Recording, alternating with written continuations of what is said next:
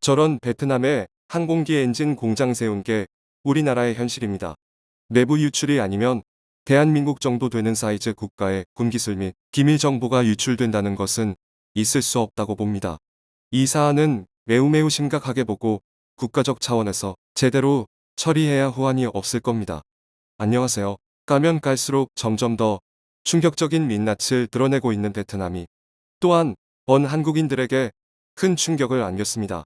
앞에서는 한국 따위는 1년 안에 뛰어넘을 수 있다며 근거 없는 자신감을 드러내더니 뒤에서는 한국의 기술을 몰래 빼돌리며 한국의 노력에 무임승차하려는 정황이 탄로났기 때문인데요.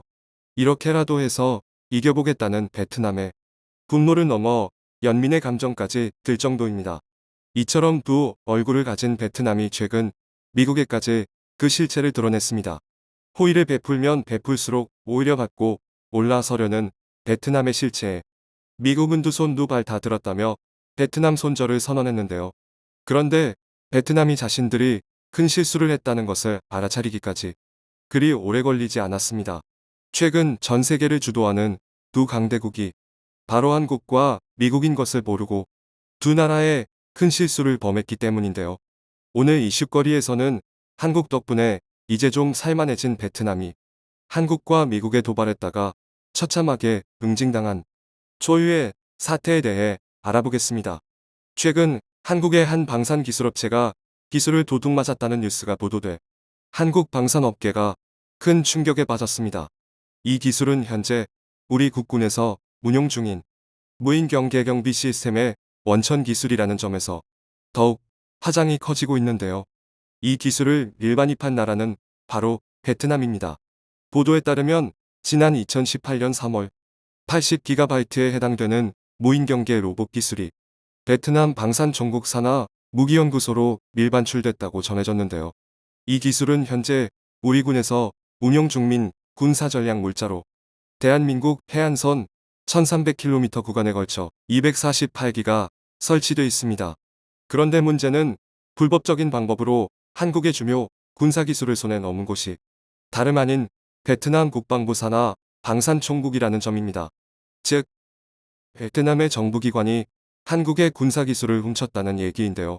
그동안 한국을 만만하게 보면서 말도 안 되는 왕발을 일삼던 베트남이 뒤에서는 한국의 첨단 기술을 훔치려는 수작질을 하고 있었던 것입니다. 사실 한국을 향한 베트남의 모략과 배신은 어제 오늘의 일이 아닙니다. 한국의 도움이 없었다면 여전히 가난한 저개발 국가 신세를 면치 못했을 베트남이 스스로 해낸 성과인 마냥 자화자찬하더니 이제는 선진국 행세를 하고 있는 것인데요. 이처럼 근거 없는 자신감으로 헛바람이 잔뜩 든 베트남이 한국도 모자라 이제는 미국까지도 우습게 보며 도발을 서슴지 않고 있습니다. 이에 미국은 상당한 충격에 휩싸였는데요. 아무리 잘해줘도 고마움을 모르는 베트남의 실체를 미국도 알아버렸기 때문입니다. 과연 어떤 사건이 있었던 것일까요? 최근 베트남의 나이키 운동화 위탁 생산업체가 갑자기 생산을 중단하고 파업을 선언했습니다. 근로자들은 자신들의 요구가 관철될 때까지 파업을 강행하겠다며 일손을 놓아버렸는데요. 지난 8일 베트남 현지 매체인 VN 익스프레스는 남부 동나이성 비엔와에 위치한 대만 계열의 운동화 제조업체 푸첸 베트남의 근로자 1만 4천 명이 전날 조업을 중단했다고 보도했습니다. 근로자들은 점심 식사 후 조업을 거부하면서 자신들의 요구가 받아들여질 때까지 파업하겠다는 뜻을 전했는데요. 그들이 파업을 선언한 이유는 바로 돈 때문입니다. 베트남의 음력설인 테테트 보너스를 두고 작년 수준만큼 지급하라며 파업에 나선 것인데요. 이는 나이키가 올해 설 보너스 규모를 예년보다 낮게 책정하겠다고 발표했기 때문입니다. 나이키로서는 어쩔 수 없는 결정이었는데요. 코로나19 4차 대유행으로 작년 7월부터 2달 넘게 조업이 중단돼 막대한 손실을 입었기 때문입니다. 하지만 베트남 근로자들은 전후 사정 볼 것 없이 무조건 작년 수준만큼 받아야겠다며 생패를 쓰고 있는 것입니다. 무조건 작년 수준만큼 받아야겠다며 생패를 쓰고 있는 것입니다. 보너스를 아예 안 주겠다는 것도 아니고 회사 사정을 고려해 적정선에서 지급하겠다는 것이 파업까지 초래할 줄 몰랐다는 반응인데요. 게다가 베트남 평균 월급이 현재 31만 원인데 반해 나이키는 베트남 근로자들의 최대 100만 원 넘는 최대 100만 원 넘는 월급의 보너스까지 지급하고 있었기에 그 충격과 배신감은 더욱 컸습니다. 사실 나이키도 한국의 삼성과 마찬가지로 기존에 중국에 있던 공장을 베트남으로 대규모 이전해 세계 최대 규모의 운동화 생산 공장을 베트남에 건립했습니다. 이 덕분에 수백만 명의 베트남 국민들은 높은 급여와 최고의 복지 혜택을 누리는 양질의 일자리를 제공받게 된 것인데요.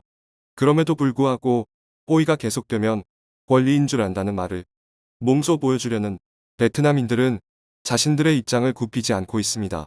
그런데 이처럼 어이없는 파업이 베트남 현지에 있는 우리 기업 삼성과 현대차 공장에서도 일어나려는 조짐이 보이고 있습니다.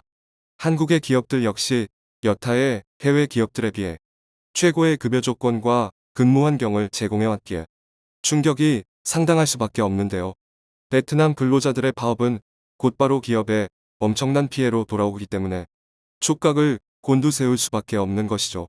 한편 이번 일로 또 한 번 베트남의 실체를 확인하게 된 한국과 미국은 더 이상 참지 않겠다며 칼을 빼들었습니다. 은혜를 원수로 갚는 베트남에서 발을 빼기로 결정한 것인데요. 먼저 한국의 삼성은 베트남 내 생산 공장의 비중을 대폭 줄이고 인도와 인도네시아로 생산 기지를 이전한다고 밝혔습니다. 이어서 미국 역시 탈베트남 행렬에 동참했는데요. 베트남 주재 미국 상공회의소에 따르면 베트남 내 제조업체 100개사를 대상으로 설문조사를 한 결과 응답기업의 5분의 10이 이미 생산시설 일부를 다른 국가로 이전했다고 밝혔습니다. 이러한 소식이 전해지자 베트남은 큰 충격과 함께 당혹감을 감추지 못하고 있습니다. 그도 그럴 것이 미국은 한국의 삼성과 더불어 베트남 경제를 이끌어가는 또 다른 축이었기 때문인데요. 나이키와 애플, 인텔 등 혁신 기업들을 비롯한 미국의 기업들이 베트남 투자를 늘리면서 급격히 성장할 수 있었던 베트남에게 미국 기업들의 철수는 상당히 치명적일 수밖에 없는 것이죠. 한편 앞에서도 언급했던 베트남의 한국 기술 훔치기는 지금도 계속해서 일어나고 있습니다. 한국을 롤모델이자 경쟁 상대로 생각하고 있는 베트남이 가장 군침을 흘리는 것이 바로 한국의 기술이기 때문인데요. 특히 스마트폰과 자동차, 그리고 반도체 분야의 첨단 기술을 호시탐탐 노리고 있는 베트남은 다양한 루트를 통해 한국의 기술을 빼내려는 시도를 멈추지 않고 있습니다. 그 중심에는 베트남의 삼성이라고 불리는 빈빈그룹이 있습니다. 일각에서는 빈그룹이 한국의 인재들을 영입하려고 수단과 방법을 가리지 않고 있기 때문에 경계해야 한다고 주장하는데요. 특히 전기차 사업에 사활을 건 빈그룹이 배터리 전문 인력 영입을 위해 지난해 말부터 한국의 기술직들과 접촉을 시도하고 있다고 경고했습니다.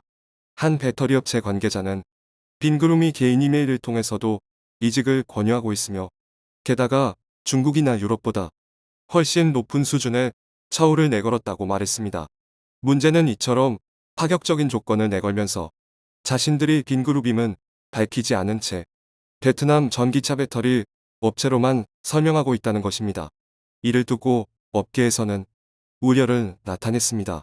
빈그룹이 눈독을 들였던 한국의 기술은 또 있습니다. 바로 스마트폰인데요. 베트남 스마트폰 시장에서 3위를 유지하던 빈그룹은 업계 1위로 올라서기 위해 한국의 스마트폰 기술을 탐냈습니다. 마침 삼성의 스마트폰 공장이 베트남에 있다 보니 그 어느 국가보다 한국산 스마트폰 기술을 가져오기 딱 좋은 환경이었는데요. 하지만 한국과의 높은 수준 차이를 실감했던 빈그룹은 전기차 사업에 역량을 집중한다며 돌연 스마트폰 생산을 중단했습니다. 그리고 최근에 베트남이 가장 군침을 흘리는 것은 바로 반도체 기술입니다. 전 세계 반도체 분야에서 부동의 1위를 지키고 있는 한국을 지켜보면서 한국도 하는데 우리라고 못할 것 없지라고 생각했던 베트남은 한국이 쌓아온 노력에 숟가락을 얹을 기회만 노리고 있는데요. 베트남 응무엔 수원副총리는 이재용 삼성전자 부회장과 만난 자리에서 2번이나 삼성이 베트남에 반도체 생산 공장을 설립해달라며 공식 요청했습니다. 삼성 덕분에 눈부신 성장을 이룬 데 대한 진심 어린 감사의 인사는커녕 계속 받기만 하려는 도둑 신보가 따로 없는데요. 요청인지 협박인지 모를 베트남 총리의 발언에 한국은 이번에야말로 베트남을 손절할 때라며 확실한 거리두기에 나섰습니다. 이처럼 베트남은 최근 근거 없는 자신감으로 한국과 미국에 도발했다가 끝없는 나락으로 추락하고 있습니다. 반면 한국은 다양한 분야에서 역량을 발휘하며 세계 속으로 뻗어나가고 있습니다. 또 도움을 필요로 하는 나라에는 아낌없이 지원하며 나눔과 배풀을 실천하는 중입니다. 물론 고마움을 아는 나라에게만 말이죠. 청중의 일부 의견. 동남아 여러 국가 사람들 데리고 일해봤는데 진짜 다시는 안 쓰고 싶은 나라가 베트남임. 일손 느리고 요령 피우는 건 공통적인데 베트남 애들은 시키는 일조차 아예 안 하고 마감해버리는 게 일상이었음. 필리핀, 태국, 인도 사람들은 시키는 일에 대해서는 마감을 해주는데 베트남 2세. 생각하니 노일체네. 핸드폰만 보고 있고 오죽했으면 필리핀 사람이 같이 일하다 화를 내는 게 부지기수였음. 중국, 일본, 베트남, 인도네시아 등의 나라는 절대 믿을 수 없는 나라입니다. 이런 나라에서는 탈출하는 것이 답입니다. 그런데 어떻게 베트남에게 우리나라의 군사기술이 넘어가죠? 스파이가 넘긴 것이면 몰라도 우리나라는 이제 해킹에 대해서 더 신경 쓰고 경계를 해야 됩니다. 국정원은 이런 거 예방 조치하라고 둔 조직인데 지금 뭐하고들 있는지 시청해주셔서 감사합니다.